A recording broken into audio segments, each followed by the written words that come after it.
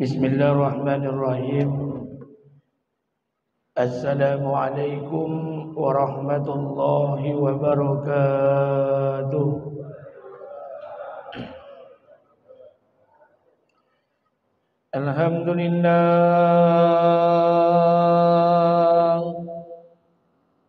Alhamdulillah nahmaduhu wa nusalli wa nusallim ala rasulil karim.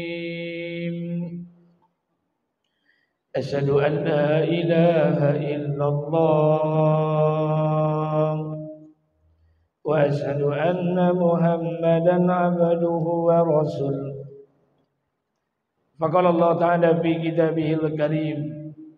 A'udzu billahi samil alim minasy syaithanir rajim. Bismillahirrahmanirrahim. Ya ayyuhan nasu u'budu rabbakumul ladzi khalaqakum walladzina min qablikum la'allakum tattaqun. Wa qala an-nabi sallallahu alaihi wasallam an Abi Hurairah radhiyallahu anhu an-nabiy sallallahu alaihi wasallam Iza azamat ummati dunya nuzi'at minha khaybatul Islam wa iza tarakatil amra bil ma'rufi wa nahya 'anil munkar khurrimat barakatil wahyi wa iza tasabat ummati sakatat min ainillah. Rawiyul Hakim wa Tirmizi. Sadaqallahu azim wa sadaqallahu ala nabiyil karim. Syukur kepada Allah, bersalawat kepada Rasulullah.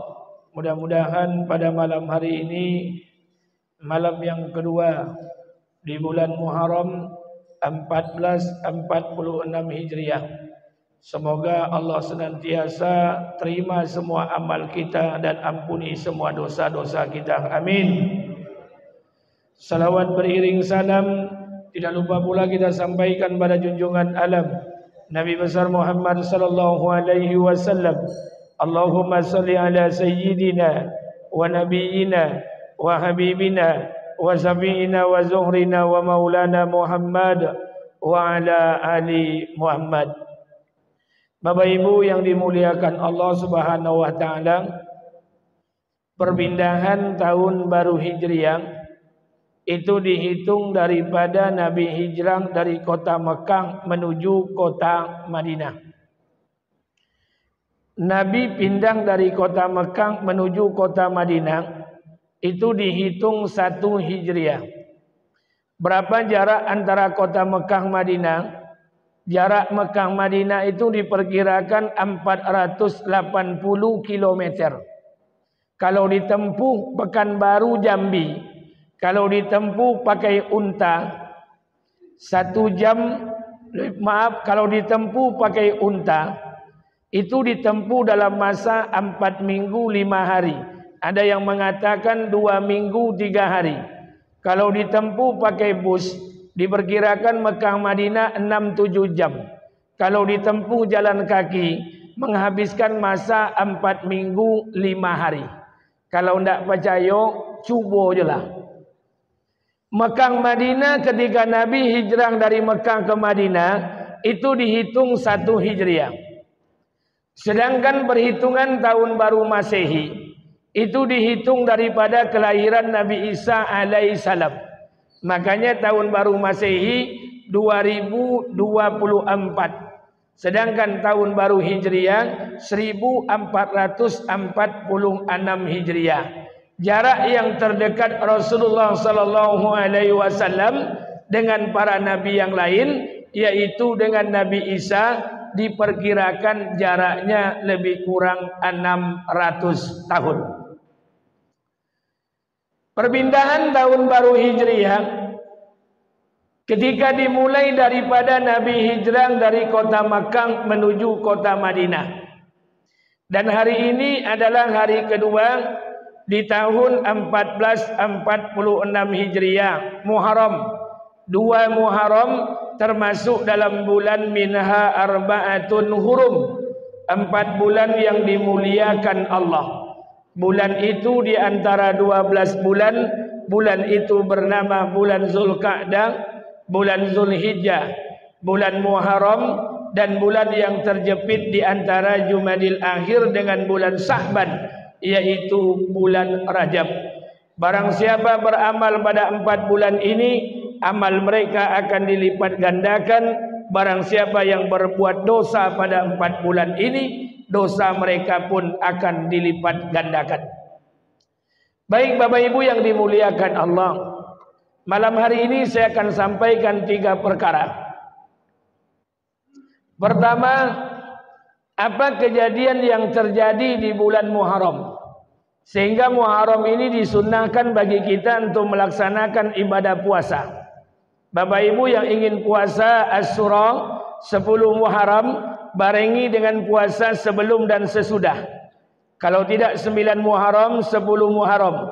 Lebih baik 9 Muharram, 10 Muharram, 11 Muharram. Atau paling tidak 9 Muharram dan 10 Muharram puasa Asyura. Karena kalau Bapak Ibu berpuasa hanya 10 Muharram, puasanya mirip seperti puasanya orang Yahudi. Maka Nabi tidak menginginkan kita seperti orang Yahudi dan kita mesti berbeda dengan mereka. Apa yang terjadi pada bulan Muharram? Di bulan Muharram ini banyak kejadian luar biasa yang terjadi pada bulan Muharram. Pengampunan dan pertolongan Allah turunkan paling banyak pada bulan Muharram. Apa saja kejadiannya? Kita lihat. Adam alaihissalam, ketika Allah menciptakan Nabi Adam, wa iz qala rabbuka lil malaikati inni ja'ilun fil ardi khalifah, maka diciptakanlah Nabi Adam alaihissalam sebagai khalifah. Tinggallah Nabi Adam berada dalam surga. Ketika Nabi Adam mendurhakai Allah, melanggar larangan Allah, maka Adam diturunkan dengan Hawa ke atas muka bumi ini. Ketika Adam berada di muka bumi, Adam memohon ampunan kepada Allah, mengakui dosa-dosanya, melanggar larangan Allah sambil membaca doa, Rabbana zalamna anfusana wa illam taghfir lana wa tarhamna lanakunanna minal khasirin. Berapa lama Adam membaca doa ini? Ulama tafsir mengatakan 40 tahun, tafsir lain mengatakan 400 tahun. Taubat Nabi Adam diterima Allah. Allah ceritakan dalam Quran, fatalaqa Adamu min rabbih kalimati fataba alaihi innahu wat-tawwabur rahim. Tak kala taubat Nabi Adam diterima, Adam berbuat dosa, kemudian bertaubat dan taubatnya diterima Allah. Kapan taubat itu diterima Allah? Asyura 10 Muharram. Idris alaihissalam diangkat ke surga.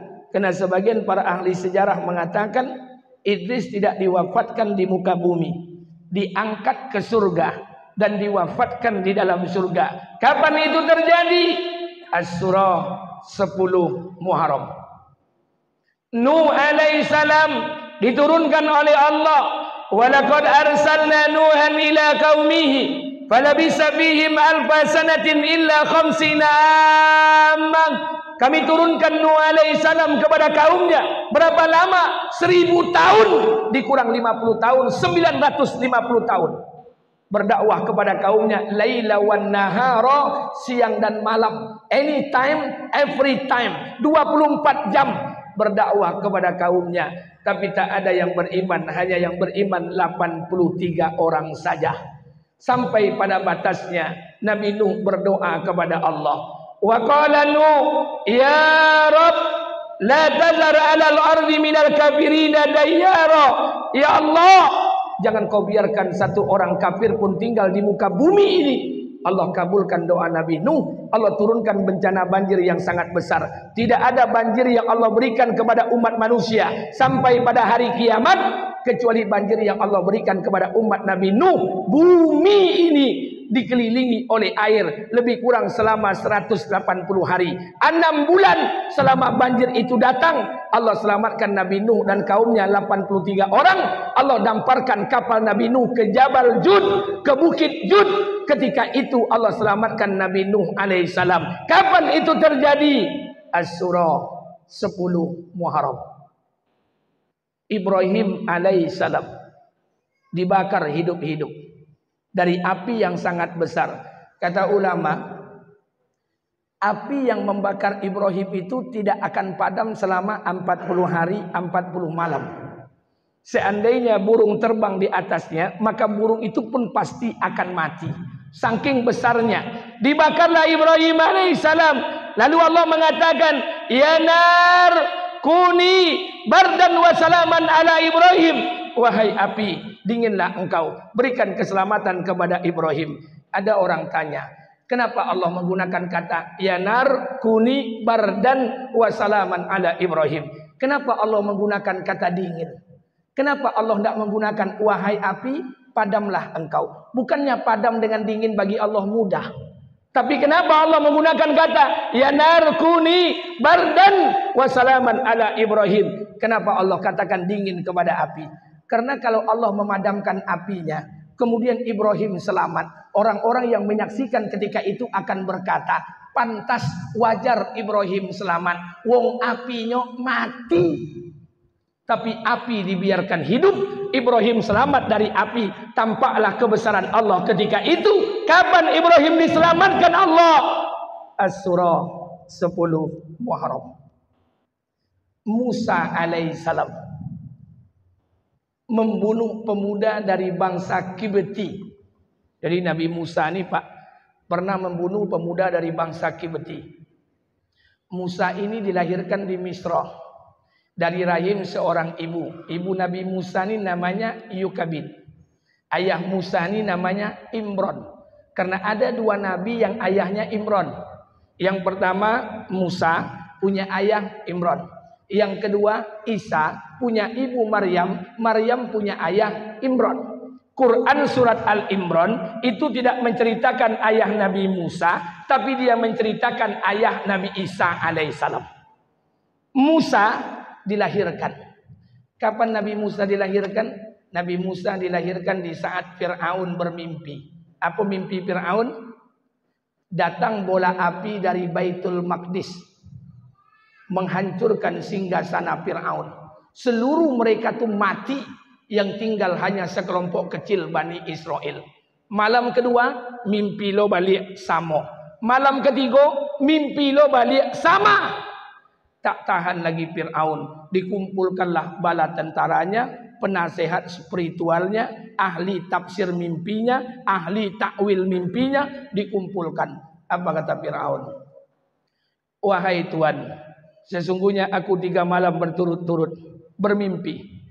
Ada bola api dari Baitul Maqdis datang ke singgasanaku, menghancurkan semua kerajaanku. Semua kita mati, hanya tinggal yang hidup sekelompok kecil Bani Israel. 3 malam berturut-turut mimpi itu datang kepadaku. Apa kata ahli tafsir mimpi Fir'aun? Wahai Tuhan, jika mimpi Tuhan seperti itu tandanya akan lahir satu orang bayi dari keturunan Bani Israel yang akan menghancurkan singgasana Tuhan. Maka ketika itulah, malam itulah, Fir'aun membuat keputusan. Apa keputusannya? Cari laki-laki yang lahir dari keturunan Bani Israel, bunuh. Malam itu Musa dilahirkan. Malam itu Fir'aun membuat keputusan. Malam itu pula Musa dilahirkan. Ketika Musa dilahirkan, ibu Nabi Musa takut. Apa yang ditakutkan ibu Nabi Musa? Firaun membuat keputusan. Apa keputusannya? Membunuh setiap laki-laki dari Bani Israel. Nabi Musa Bani Israel takut. Apa kata Allah? Fa'auhayna ila ummi ma yuha. Kami telah ilhamkan kepada ibu Musa alaihissalam, wahai ibu, lahirkanlah dia, susukanlah dia. Kalau kau takut akan keselamatannya, hanyutkanlah dia. Kata Allah, dia akan ditemukan oleh musuhku, dan musuhnya dia itu akan kami kembalikan kepada engkau. Maka dihanyutkanlah oleh ibu Nabi Musa. Tapi hebatnya Allah, ibu Nabi Musa takut dengan Fir'aun, anaknya dihanyutkan, justru anaknya itu hanyut di tempat pemandiannya Fir'aun. Itu hebatnya Allah. Tak sama je awak tu Pak. Kalau awak punya utang ke orang, takut ditagih, makin jauh pindah makin aman. Iya atau enggak? Tapi Musa Allah, ibu Nabi Musa takut dengan Fir'aun, dihanyutkannya anaknya. Tapi justru anaknya hanyut di tempat pemandiannya Fir'aun. Kalau Allah ingin nak menjaga satu orang hamba, Allah akan makin dekatkan hamba itu dengan apa yang dia takuti. Hanyutlah Nabi Musa. Ketika hanyut Nabi Musa terdampar di tempat pemandian Fir'aun. Turunlah Asia. Ditengoknya ada bayi kotak, diangkatnya. Sekali dibukanya ada bayi. Bayi itu laki-laki. Apa kata Nabi Musa? Apa kata istri Firaun Asia? Dia bawa bayi itu ke singgasana Firaun. Apa kata Firaun? Wahai istriku, apa yang kau bawa? Kata istrinya, wahai suamiku, aku menemukan kotak ini di tempat pemandian kita. Apa isinya? Kata istri Firaun, bayi. Bayi itu laki-laki atau perempuan? Laki-laki, wahai suamiku. Muka Fir'aun menjadi merah dan marah. Fir'aun ketika itu duduk dan berdiri. Apa kata Fir'aun? Inilah bayi yang berada dalam mimpiku yang akan menghancurkan singgasanaku. Bunuh! Diperintahkan seluruh tentaranya untuk membunuh itu bayi. Ketika istri Fir'aun mengetahui suaminya memerintahkan tentara untuk membunuh bayinya, maka istri Firaun berbicara. Pembicaraannya tegas, Allah abadikan dalam Al-Quran. Apa pembicaraan istri Firaun? Ketika dia mengetahui bahwa suaminya memerintahkan untuk membunuh bayi yang ditemukannya. Kata istri Firaun, apa katanya? Wahai suamiku, la taqtuluhu. Jangan kamu bunuh dia. Bayi ini akan menjadi penyejuk mata bagiku dan akan menjadi penyejuk mata bagimu. Mendengar ucapan istri, apa kata Fir'aun? Oh, iyalah, ndak jadi dibunuh. Jadi takut ke bini kau pak dari dulu dah. Ndak kini, ya dah. Jadi kalau ada orang takut ke bini, jangan takut pak. Fir'aun lebih dulu takut ke bininya. Firaun kaya, penguasa, punya tentara, takut ke bininya. Apalagi awak bansek, buruk, busuk, ndak lo berpiti dah. Itu ndak mungkin bagak ke bini. Jadi kalau ada yang takut ke bininya, mazhabnya bukan Syafi'iyah, Malikiyah, Hanafiyah, mazhabnya Fir'auniyah. Jadi jangan khawatir. Buat bapak-bapak yang tampang-tampang takut ke bini, ambo terus terang pak, demi Allah. Ambo terus terang, ambo ndak pernah takut ke bini ambo, demi Allah. Demi Allah, ambo bersumpah, ambo tidak pernah takut ke bini ambo. Cuma masalahnya bini ambo lebih bagak pada ambo, itu aja masalahnya. Jadi jangan khawatir pak.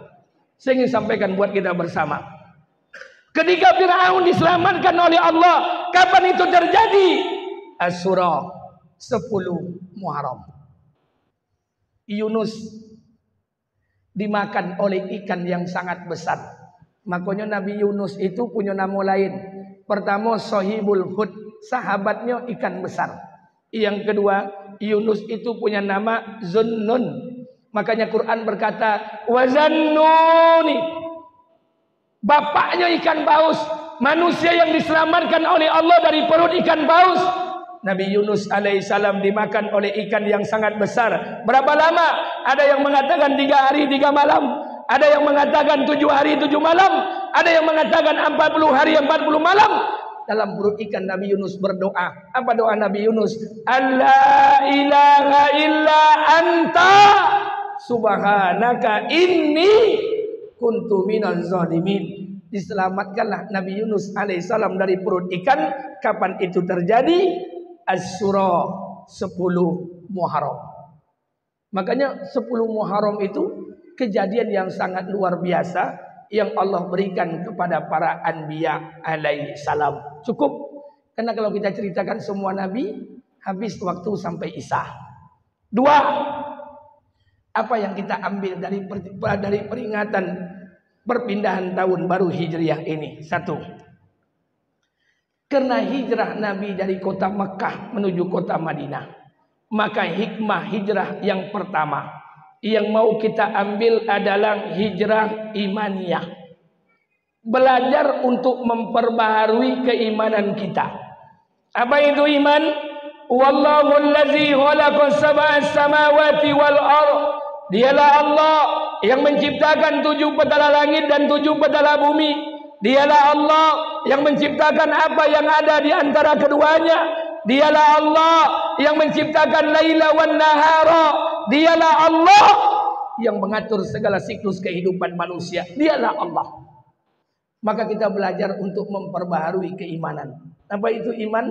Iman tidak ada tempat bergantung kecuali Allah.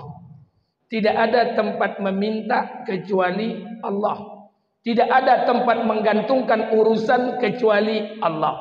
Makanya Imam Al-Ghazali dalam kitabnya Ihya Ulumuddin mengatakan ciri orang beriman itu 17. Orang beriman itu cirinya 7 boleh. Kita tidak perlu masuk ke 17-nya Pak. Cukup 1 saja masuk kita beriman pada Allah. Apa ciri orang yang beriman yang pertama? Ciri orang yang beriman pertama, menerima keputusan Allah. Itu ciri yang pertama. Orang beriman itu menerima keputusan Allah. Dunia ini diatur oleh Allah. Dulu Pak, bumi ini belum ada. Dunia ini belum diciptakan. Aras belum diciptakan. Laul Mahfuz belum diciptakan. Jin belum diciptakan. Malaikat belum diciptakan. Bumi ini masih ruang hampa. Yang ada tuh cuman Rabbul Izzati Yazal Jalalah. Hanya zat Allah saja. Siapa manusia yang pertama sekali yang diciptakan di alam semesta ini Pak? Ada yang tahu Pak? Siapa manusia yang pertama sekali yang diciptakan Allah di alam semesta ini? Ada yang tahu? Siapa? Adam. Bumi jolun ada oleh. Siapa Pak? Nabi Muhammad belum Pak. Kalau kita cerita Nur Muhammad, beko di belakang ngaji awak syariat, tarikat hakikat makrifat beko belakang. Dulu dunia ini tidak ada. Bumi ini ruang hampa. Siapa makhluk yang pertama sekali yang diciptakan Allah di alam semesta? 2. Pendapat para ulama. 1. Al-Qalam. Apa itu Al-Qalam? Pena. Kenapa pena diciptakan Allah yang pertama sekali? Pena ini diciptakan Allah makhluk yang pertama sekali di muka bumi ini. Dunia ini ruang hampa. Yang pertama sekali makhluk diciptakan Allah, Al-Qalam, pena. Untuk apa? Untuk menulis segala ketentuan kehidupan manusia. Ditulis oleh Allah. Tulisan Allah tidak sama dengan tulisan kita. Pena yang digunakan Allah tidak sama dengan pena kita. Pena yang digunakan telah diangkat. Tulisan itu pun tintanya telah kering. Tulisan itu bernama ketentuan Allah. Ketentuan itu Allah simpan di tempat yang paling aman. Tempat itu bernama Laul Mahfuz. Ditulislah oleh Allah. Jadi ketentuan hidup awak kini kau Pak, lah ditulis di Allah. Daftar nama-nama orang nankan kayo jamaah masjid kau, lah ditulis di Allah. Yang ndak kan kayo-kayo, walaupun tiap malam berkerojo, ndak jo kan kayo doh, lah ditulis di Allah. Daftar orang-orang nankan kawin tahun kau ditulis, yang ndak kawin-kawin walaupun tiap malam babodak, ndak jo kan kawin doh, ditulis di Allah. Yang kan beranak tahun kau ditulis oleh Allah. Yang ndak beranak-ranak sampai mati ditulis oleh Allah. Daftar nama-nama yang akan jadi gubernur tahun iko lah ditulis di Allah. Yang tak duduk lah ditulis di Allah. Apa yang kita takutkan? Dunia ini sudah diatur oleh Allah. Ada orang tanya dengan saya, Pak Ustadz, dunia ini sudah diatur oleh Allah. Untuk apa awak bekerja oleh Ustadz? Untuk apa awak makanlah diatur Allah, minumlah diatur Allah, rizkilah diatur Allah, jodohlah diatur Allah. Untuk apa awak bekerja oleh Ustaz? Kalau ada yang bertanya seperti ini, pertanyaannya basi. Kenapa basi? Dulu Abu Bakar pernah bertanya seperti ini. Apa pertanyaan Abu Bakar? Ya Rasulullah, dunia ini sudah diatur oleh engkau. Dunia ini Allah yang mengaturnya. Lantas bagaimana sikap kita menghadapi dunia ini? Kata Nabi, dunia ini memang diatur oleh Allah. Maka sikap kita hadapi dunia ini sesuai syariat dan tuntunan Allah. Ingin punya anak, kawinlah, nikahlah. Walaupun tidak semua orang menikah yang akan dapat anak. Ingin punya biti, kerojolah. Walaupun tidak semua orang bekerja yang akan dapat uang. Ingin codia, sekolahlah. Walaupun tidak semua orang sekolah yang akan pintar. Yang penting ikut syariat dan tuntunan Allah. Itu yang paling penting. Ada mahasiswa mbok lelamo KKN di salah satu desa di Provinsi Riau. 10 jantan, 10 betino. 20 orang. Ambo dosen pembimbingnya. 3 bulan KKN di salah satu desa. Pulang dari KKN, mahasiswi dan perempuan hamil 2 bulan setengah. Summa na'udzubillah. Semoga Allah jauhkan kita dari hal yang demikian. Amin. Buat malu dipanggil ke kampus di sidang. Yang menyidangkannya 3 orang dosen. Dosen A, dosen B, dosen C. Dosen A teman saya. Dosen B teman saya. Dosen C saya. Panggil. Apa kata dosen A? Di mana kamu melakukan? Kata mahasiswi, di tempat posko KKN, Pak. Dosen B tanya, dengan siapa kamu melakukan? Mahasiswi menjawab, dengan Fulan bin Fulan, Pak. Dosen yang ketiga, saya. Saya tanya dengan mahasiswi itu. Apa kata saya? Dek, kenapa ini bisa terjadi? Apa kata mahasiswi itu? Ini semua sudah ketentuan Allah, Pak. La ilaha illallah. Kalau ada orang menjawab model itu, orang bongak beragama. Kita percaya Allah ciptakan Adam dan Hawa tanpa ayah. Kita percaya Allah ciptakan Isa tanpa ayah. Tapi untuk perkara seperti ini kita tidak boleh percaya. Karena dunia ini darul asbab. Ikut aturan Allah. Makanya orang beriman itu menerima keputusan Allah. Dulu, ambo berangkat umroh. Pertama sekali tahun 2003 boleh. 2004 boleh. 2005 boleh. 2003 boleh. Ambo bawa jamaah umroh 57 orang.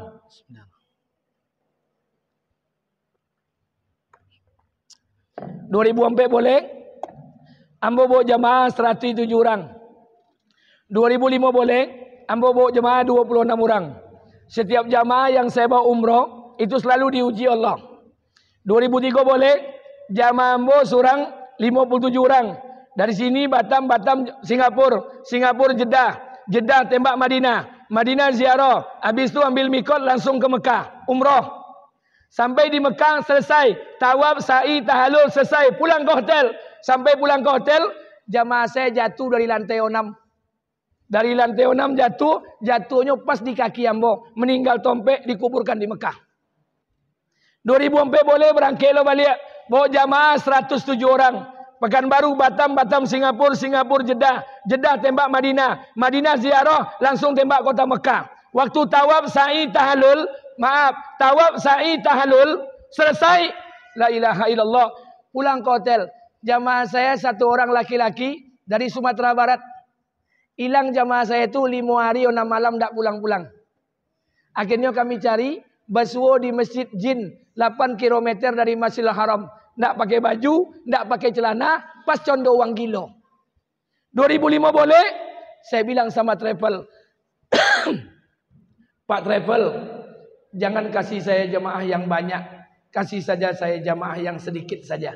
Dikasihlah saya jamaah 26 orang. Saya pikir 26 orang ini jamaah Provinsi Riau, rupanya tidak, jamaah Kabupaten Pelalawan. Salah satunya 26 orang itu orang paling kaya di Kabupaten Pelalawan. Maaf kalau ada orang Pelalawan di Siko, orang kaya di Pelalawan itu jumlahnya 9. Salah satunya orang kayanya Inyo. Punya sawit ompe ratui kapling 800 hektar. Itu baru kayo. Awak ompe kapling baru lah sok-sok kayo loh. 400 kapling. Pribadi. Berangkat dengan saya. Pekanbaru, Kuala Namu tembak Madinah. Sampai di Madinah ziarah, habis ziarah masuk kota Mekah tawaf. Habis tawaf, sedang tawaf, membalik kepalaku 360 derajat gilo. Dirawat di rumah sakit 4 hari 5 malam. Habis dari Mekah, bawa ke Indonesia. Sampai di Bandara Sultan Syarif Kasim, kami antar ke rumah sakit jiwa Pekanbaru. Itu tahun 2005 boleh. Tahun 2019 saya berkunjung yang terakhir kalinya. Beliau masih istiqomah dan tumakninah di rumah sakit jiwa sana. Saya tak mau tahu apa dosanya dan saya juga tak mau tahu cari apa masalahnya. Yang penting dia banyak sawit. Saya ingatkan bapak-bapak yang banyak sawit, hati-hati saja. Nah, berangkat 2014, jamaah saya 107 orang. Pekanbaru Batam, Batam Singapura, Singapura Jeddah, Jeddah Madinah, ziarah. Selesai ziarah, tembak kota Mekah, ambil mikot, umroh, tawaf, sa'i, tahallul, selesai. Habis ritual umroh, kami pulang ke hotel. Sampai ke hotel, maaf, sedang sarapan pagi, datang jamaah saya satu orang. Jamaah saya satu orang ini muda, bujang, umurnya 28 tahun. Laki-laki, masih muda, ulun nikah, ganteng, gagah. Telah bekerja di salah satu bank di Pekanbaru. Tidak perlu saya sebutnya bank apa. Apa dia bilang dengan saya? Gagah, putih. Kalau sempat ambo betino, Pak, ambo nio jadi bininya. Gagah. Nyuang kayu tu nampak dari kulitnya, Pak. Jadi kalau orang kayu go walaupun pakai celana pendek, bontuk kayu go nampak, Pak.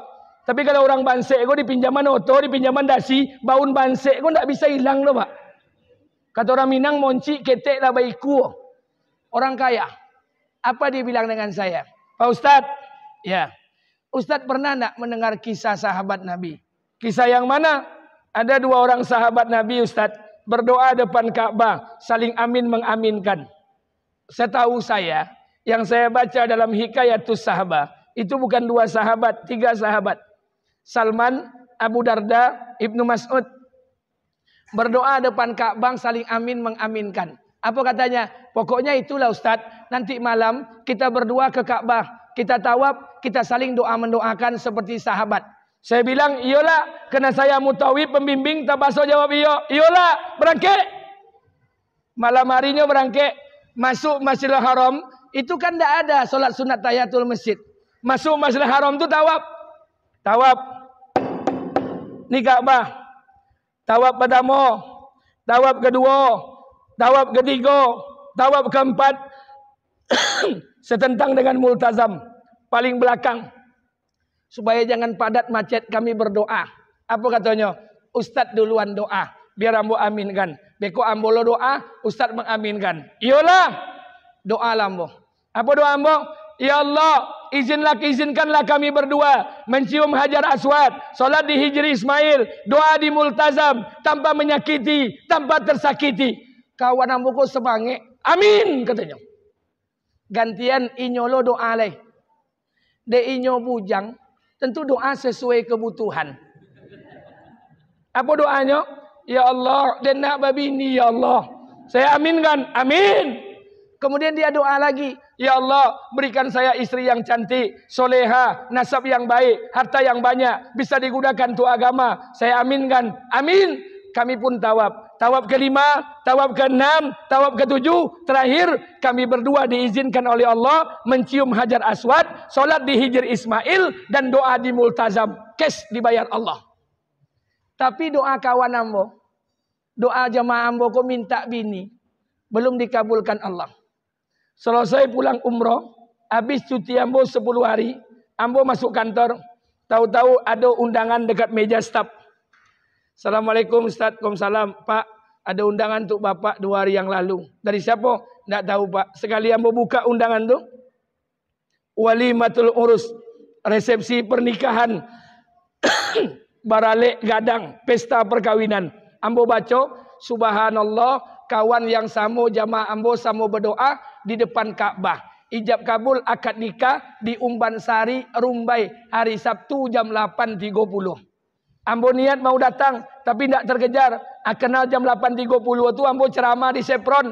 Selesai jam 11, habis jam 11, saya langsung pergi ke tempat pesta perkawinan. Pengantin sudah selesai akad nikah. Mereka sudah bersanding di pelaminan. Saya masuk ke sana, nampak oleh pengantin laki-laki. Dia turun, kemudian berlari. Dia peluk saya. Dia nangis, saya pun nangis. Apa katanya? Alhamdulillah Ustaz. Doa awak dikabulkan Allah Ustaz. Dulu awak berdua depan Ka'bah mencium Hajar Aswad berdua. Solat di Hijr Ismail berdua. Doa di multazam berdua Ustaz. Kini Ustaz, ambolah nikah Ustaz. Ambolah dapat pasangan hidup Ustaz. Walaupun doa ambo 2 yang dikabulkan cie, ambo terima Ustaz. Saya heran juga, doanya 2 kok dikabulkan 1. Rupanya doanya yang pertama minta jodoh. Dikasih Allah jodoh. Doanya nan kedua, minta bini ancak, soleha, nasab yang baik, harta yang banyak, bisa digunakan untuk agama, belum dikabulkan Allah. Ambo pandang wajah ambo ke pengantin betina, hitam pendek, gopuk, buru, la ilaha illallah. Tapi apa katanya? Saya terima Ustaz. Ini yang dikatakan oleh Imam Al-Ghazali. Orang beriman menerima keputusan Allah. Kadang Pak, keputusan Allah itu tidak cocok dengan hati awak kok. Tapi kalau kita terima, itu yang namanya iman. Menerima keputusan Allah. Ibu punya anak ompek, jantan kompek-ompeknya. Lahir yang kelima betino. Maaf, lahir yang kelima jantan lo balik. Terima keputusan Allah. Menerima keputusan Allah, sikap iman yang baik. Bapak Ibu tidak usah tanya dengan saya. Tanya dalam diri kita sendiri. Apakah kita sudah menerima keputusan Allah?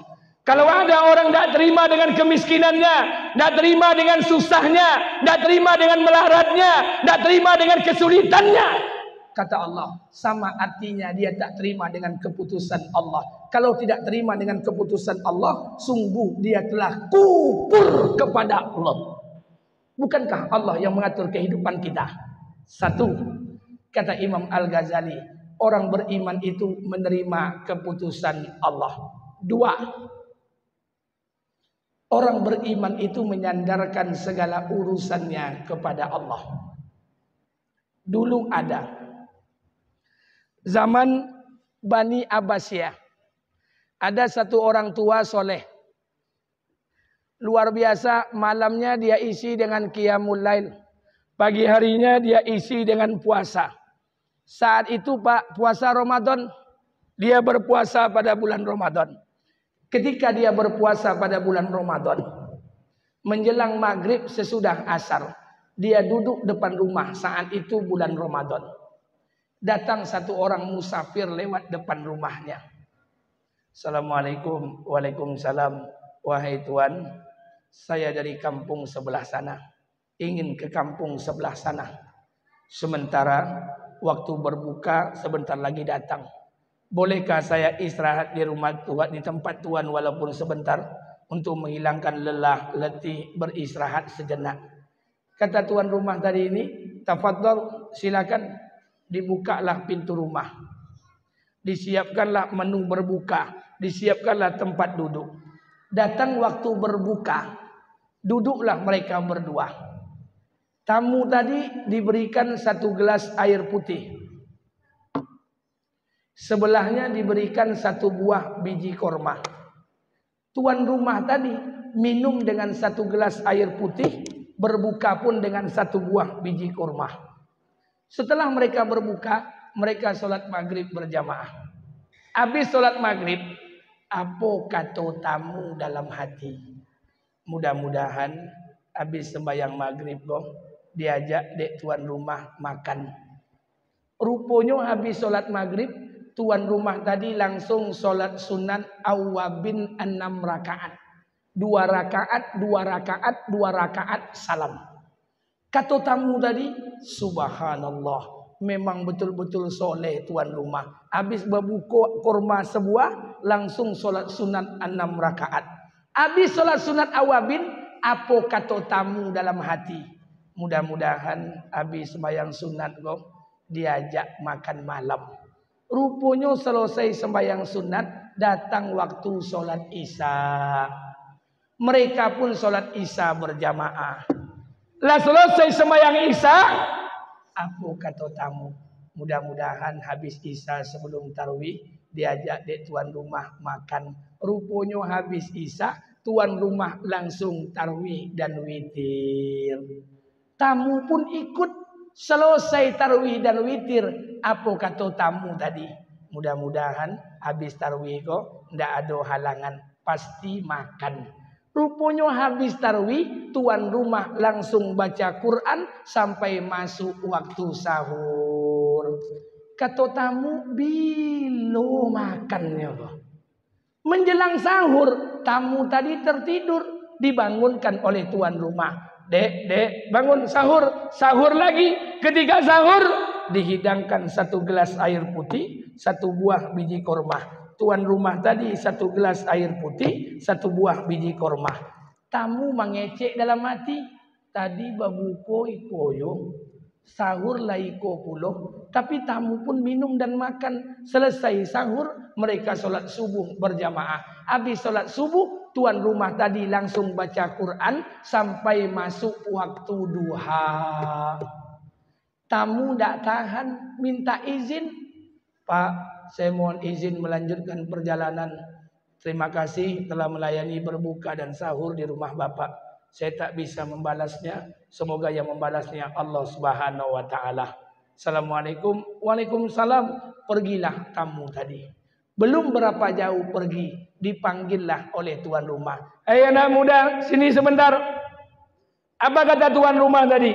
Wahai anak muda, sebelum kau meninggalkan rumahku, aku berpesan kepadamu. Satu malam kau tinggal di rumahku. Satu malam kau tidur di rumahku. Satu malam kau lihat keadaan rumah tanggaku. Istriku sudah meninggal dunia. Anak pun aku tidak punya. Satu malam kau tinggal di rumahku. Berbuka dengan satu gelas air putih. Berbuka dengan satu buah biji korma. Sahur dengan satu gelas air putih. Satu buah biji korma. Satu malam kau tinggal di rumahku. Satu malam kau lihat kemiskinanku. Satu malam kau lihat kekuranganku. Keluar kau dari rumahku ini. Tutup mulutmu. Jangan pernah kau ceritakan kesusahanku kepada orang lain. Karena kesusahanku telah kuceritakan kepada Allah. Ada wak cerita susah wak dengan Allah. Makanya kalau bapak susah, jangan ngadu ke Pak RT, Pak RW, RT RW punya masalah. Masalah inyo nak sudah inyo. Ngadu dengan Allah. Wasta'inu bisabri wassalah wa innaha lakabiratun illa 'alal khasihin. Mintalah pertolongan dengan sabar dan salat. Mintalah pertolongan dengan sabar dan salat. Kata Imam Al-Ghazali, ciri orang beriman yang kedua, dia sandarkan semua urusannya kepada Allah. Sandarkan urusan pada Allah. Jangan takut dengan kehidupan dunia ini. 2. 3. Apa hikmah hijrah? Hikmah amaliyah. Perbaiki amal-amal kita. Apa amal yang paling utama? Amal yang paling utama adalah salat. Perintah yang pertama turun adalah salat. Yang pertama kali akan ditanya adalah perbaiki salatnya. Orang yang baik salatnya, baik pula amalan lainnya. Rusak salatnya, rusak pula lah amalan-amalan lainnya. Salat ini perkara yang paling pertama dan paling pertama akan diminta pertanggungjawaban di hadapan Allah. Salat ini perkara yang paling utama. Sampai-sampai Nabi katakan, "Man badanuhu salatun faka'annama utira ahluhu wa maluhu." Barang siapa yang meninggalkan satu saja solatnya, sama artinya dia telah kehilangan harta dan keluarganya untuk satu solatnya. Makanya mohon maaf, saya tidak mau panjang lebar cerita tentang solat. Saya mohon maaf, saya akan cerita sedikit tentang buat kita bersama. Ini maaf, Pak, Bu, ambil Quran. Dalam Quran itu ada 30 juz, 100 yompek boleh surek. Ada yang mengatakan 6.666 ayat. Ada yang mengatakan 6.636 ayat. Maaf, kalau ada perintah dalam Quran, itu perintah itu tidak togak surang no, Pak. Kalau ada perintah dalam Quran, itu perintah itu tidak berdiri sendiri. Setiap perintah pasti ada keinginan. Setiap perintah pasti ada keinginan. Tidak ada perintah yang berdiri sendiri. Kalau perintahnya dari Allah, pasti keinginannya datang dari Allah. Contoh, kerjakan perintah sesuai keinginan. Kalau ada orang yang melaksanakan perintah, tapi dikerjakan tidak cocok dengan keinginan yang memberikan perintah, hati-hati, perintah ini akan mendatangkan murka dan azabnya Allah. Contoh, ambil 5 menit. Ya ayyuhallazina amanu kutiba alaikumusiyam. Perintah puasa. Apakah berdiri sendiri puasa? Tidak. Puasa kok ada keinginan Allah. Apa keinginan Allah? Kalau bapak ibu nak puasa, tengok puasa Rasulullah. Kapan puasa Nabi? 1. Nabi berpuasa pada bulan Ramadan. Yang kedua, puasa Nabi kalau tidak 29, 30. Jangan cuba-cuba bapak buat puasa Ramadan 28 sama 31. Sase. Ikut keinginan Allah. Aqimus shalah wa atuz zakah. Iqamus shalah wa itaz zakah. Aqimus shalah wa yu'tuz zakat. Dirikan salat, bayar zakat. Dirikan salat, bayar zakat. Dirikan salat, bayar zakat. Salat ini perintah Allah. Apakah perintah Allah ini berdiri sendiri? Tidak. Perintah Allah ini ada keinginan Allah. Apa keinginan Allah? Kalau bapak ibu ingin salat, jangan, tidak bisa tengok Pak RW, tidak bisa tengok Pak RT. Sallu kama ra'aitumuni usolli. Salatlah kalian sebagaimana Nabi sembahyang. Tengok Nabi sembahyang. Tidak bisa tengok yang lain, Pak. Tengok Nabi salat. Kalau ada orang solat tapi tidak mau mencontoh solatnya Nabi, hati-hati, sembayangnya selesai, kewajibannya selesai, tapi Allah murka kepadanya. Payah Pak Ustadz, agak tinggi bahasa Ustadz. Oke, ambo buik rendah. Risiko Pak, saponan kerojo tukang Pak. Tukang buik rumah. Ada tukang buik rumah siko Pak? Ada nak? Mana yang kedangan? Ambo lagi proyek malam ko. Mana? Nggak ada. Jadi si koko pejabat sadonyo sok-sok lo sadonyo mah. Siapa yang tukang pandai buat rumah? Angkat tangan. Malam gua bagi proyek cash. Siapa tukang? Nggak ada tukang. La ilah. Orang Jawanya biasa Jawa tukang. Mana Jawa? Mas. Mana? Angkat tangan Pak. Iya Mas. Bapak tukang? Enggak ya? Tukang hibur. Yang lain. Mas Jawanya pundi Mas? Jawabannya pundi? Solo. Asmani pun panjenengan sinten. Kulo boten Jawa tulen Mas, tapi ya kulo sakit Jawa kromo inggil ke sekedik mawon. Wis wenawi unten ya kesalahan ta omongan kulo nyun ngapunten nggih. Yang ndak ngerti ontok-ontok aja lah kalian. Ambo kan bukan orang Jawa, tapi tontu bahasa Jawa. Saya 4 tahun di Jawa Timur Solo. Di Magetan, di Ngawi, di Batu, Beji, termasuk Solo. Saya sakit Jawa kromo inggil Mas. Kalau Jawa sini Jawa kasar. Sopo jenenge? Nandi kue boten wonten toto kromo. Ora elok. Nah, Mas asmani pun panjenengan sinten Mas? Surasa. Katakanlah Mas Surasa ini tukang. Saya kasih proyek sama Mas Surasa. Di mobil saya ini ada uang cash sekarang nih. Kalau tidak salah saya 400 juta. Kalau tidak percaya kita tengok sama-sama nanti. Jadi jangan disangka Ustaz kok banse-banse. Kami gini kok kayu-kayu kami gini kok. Saya punya tanah di Jalan Sukakarya Panam. Ukuran tanah saya 100 kali 100. Isinya kosong. Saya pingin bangun rumah. Bangunkan rumah saya ukuran 20 kali 20. Di atas tanah saya 100 kali 100. Saya kasih sama Mas Rasa sekarang uang 400 juta cash. Besok pagi saya transfer 400 juta lagi 800 juta.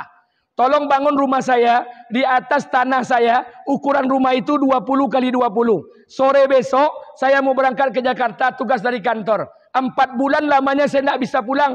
Saya tidak tahu menau. Bulan kelima saya pulang. Rumah harus terima kunci selesai.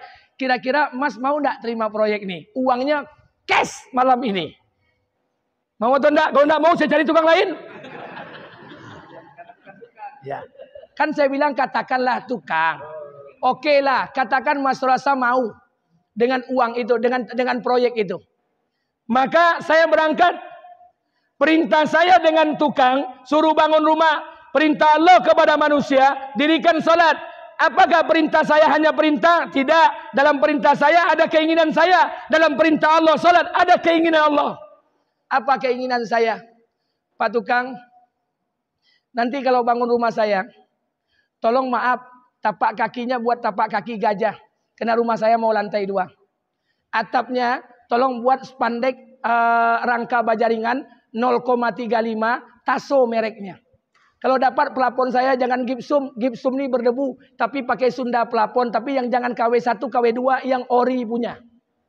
Kemudian keramiknya jangan keramik kayak gini. Ini keramik murahan nih Pak. Beli keramik mereknya Essenza 4 juta sekotak. Dapur saya tolong buat kitchen set biar senang istri saya masuk. Di ruang tengah buat wastafel biar bisa istri saya cuci tangan. Kamar mandi saya mesti kamar mandi gaya orang kaya, tidak pakai bak, tidak pakai ember, tapi pakai batap, pakai shower. Garasi saya tolong buat agak besar karena mobil saya 7 mau parkir. Konsen saya buat konsen gaya rumah minimalis. Kacanya jangan kaca nako, tapi buat kaca grafer yang bergambar. Perintah saya dengan tukang bangun rumah. Perintah Allah kepada manusia sholat. Apakah perintah saya berdiri sendiri? Tidak. Dalam perintah ada keinginan saya. Dalam sholat ada keinginan Allah. Maaf, besok pagi saya berangkat ke Jakarta. 4 bulan lamanya. Pulang dari Jakarta, saya tengok Pak Tukang sudah selesai bangun rumah. Sekali saya tengok, dibangunnya rumah petak 3. Kira-kira saya suka atau marah? Suka atau marah? Marah. Kenapa? Perintah tidak cocok dengan keinginan yang memberikan perintah. Seperti itu Allah. Allah suruh kita sholat, tapi sholat yang kita kerjakan tidak cocok dengan keinginan Allah. Apa keinginan Allah? Tengok sholat Nabi. Seperti apa sholat Nabi? 1, berjamaah. Itu tertib sholat Nabi. Nabi itu pingin kita berjamaah, Pak. Ikut ndak sembahyang di rumah, Allahu Akbar, Allahu Akbar, Allahu Akbar, capek-capek bana. Ditanya dek bini, "Mbak adik capek bana sembahyang bang?" Udah mahir dek, la ilaha illallah. Ke masjid ndak pernah, berjamaah ndak pernah. Tapi ketika mendoa di rumah, "Ustaz tolong doakan kami sekeluarga masuk surga Firdaus." Orang seperti kok ndak bau tak deh, Mbak. Belajar. Makanya mohon maaf RT, RW, pengurus masjid data warga. Berapa orang yang datang ke masjid? Berapa yang belum datang ke masjid? Makanya mohon maaf, Bapak jalanlah ke luar negeri. Ambo kok bantu tampang-tampang buruk, Pak. Tapi hobi ambo ke luar negeri. Nah, 2003, 2006, 2009, ambo jalan ke Singapura, Thailand, Malaysia, Laos, Myanmar, Vietnam, Kamboja, Sri Lanka. Kalau enggak di corona botang, ambo jalan ke 7 negara di Eropa. Hobi ambo jalan-jalan. Terakhir saya jalan 2006, 2009 ke Thailand. Di Thailand tuh 3 bulan ambo. Mohon maaf, Thailand tuh dulu tahun 2003, 2006 itu penduduknya cuma 7 juta. Kalau gini lah sampai 70 juta. 7 juta penduduk Thailand itu muslimnya cuma 10%, 700.000. Mendiami 4 provinsi muslim.